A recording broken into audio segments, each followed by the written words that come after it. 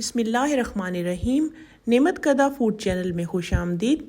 आज हम बकरा ईद के हवाले से आपके साथ एक ख़ास खाना शेयर कर रहे हैं, एक ख़ास खाने की रेसिपी शेयर कर रहे हैं जो कि बहुत आसान और सादा है। जी हाँ, हम आपके साथ बीफ पुलाव की एक यूनिक रेसिपी शेयर कर रहे हैं जो कि रवायती तरीक़ों से बहुत हटके है। ये इतनी आसान और सादा है कि कोई भी इसको घर में बना सकता है।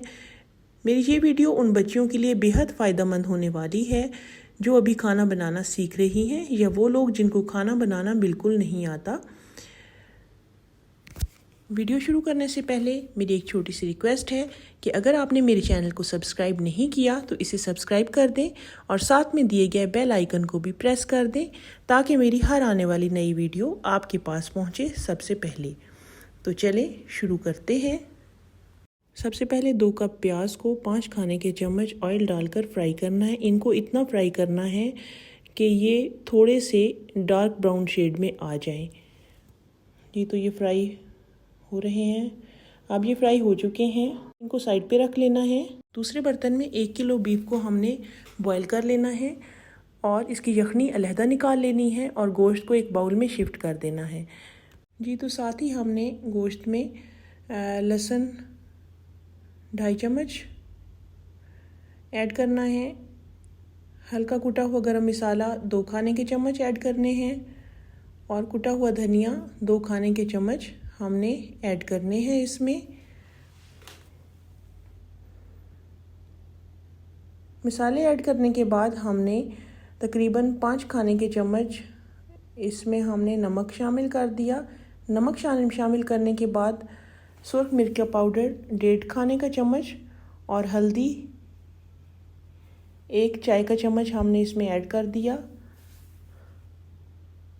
और साथ ही हमने 2 कप टमाटर इसमें ऐड कर दिए और इनको अच्छी तरह से मिक्स कर लेना है। और इस गोश्त को मैरिनेट होने के लिए हमने 30 मिनट के लिए छोड़ देना है। एक दूसरे बर्तन में 1 कप ऑयल लेना है और मैरिनेट किया हुआ तमाम गोश्त इसमें शामिल कर लेना है।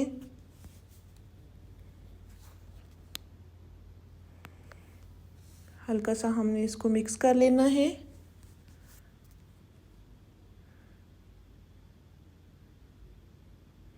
और इसको धीमी आंच पे हमने पकाना है।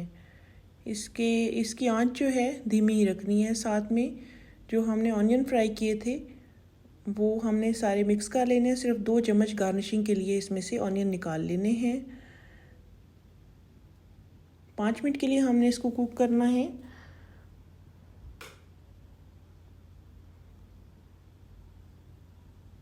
इसके बाद हमने इसमें कुछ खड़े मसाले ऐड कर लेने हैं।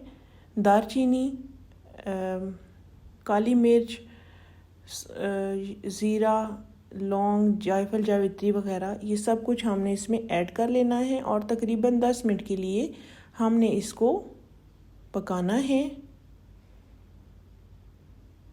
और ढक्कन बंद कर देना है। जी तो 10 मिनट गुजर चुके हैं और मसाला बहुत अच्छी तरह गोश्त में हल हो चुका है और बहुत खूबसूरत मज़े की खुशबू आ रही है गोश्त भुनने की।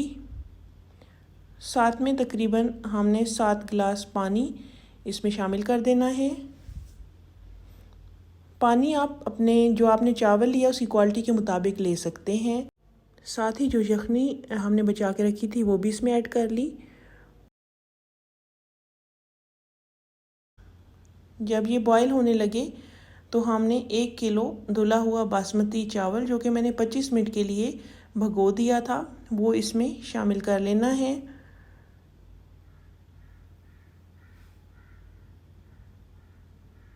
जी तो चावल सारे शामिल हो चुके हैं।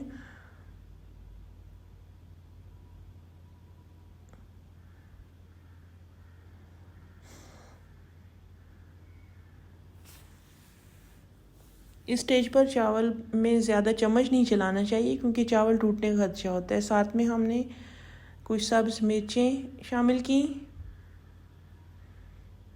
जी तो अब पानी आहिस्ता आहिस्ता खुश्क हो रहा है और माशाल्लाह बहुत अच्छी सी लुक आ रही है चावलों में, बहुत अच्छा सा रंग आ रहा है। चावलों का ये रंग उन जो है प्याज़ों पे डिपेंड करता है जो हम फ्राई करते हैं। साथ में हमने जो है सब्ज़ पुदीना, फ्रेश पुदीना शामिल कर लिया और गार्निशिंग के लिए जो प्याज हमने ब्राउन किए थे वो हमने इस पे सजा दिए और इसको तकरीबन हमने 20 मिनट के लिए बहुत ही हल्की आंच पे दम दे देना है। 20 मिनट गुजर चुके हैं और माशाल्लाह बहुत खूबसूरत और निखरी हुई लुक आ रही है चावलों की और बहुत खूबसूरत खुशबू आ रही है।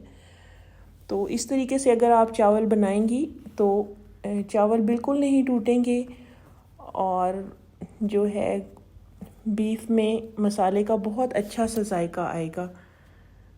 और आपने वही स्टेप्स फॉलो करने हैं जो कि मैंने बताए हैं, तो इंशाल्लाह आपका बीफ पुलाव भी बिल्कुल ऐसा ही बनेगा।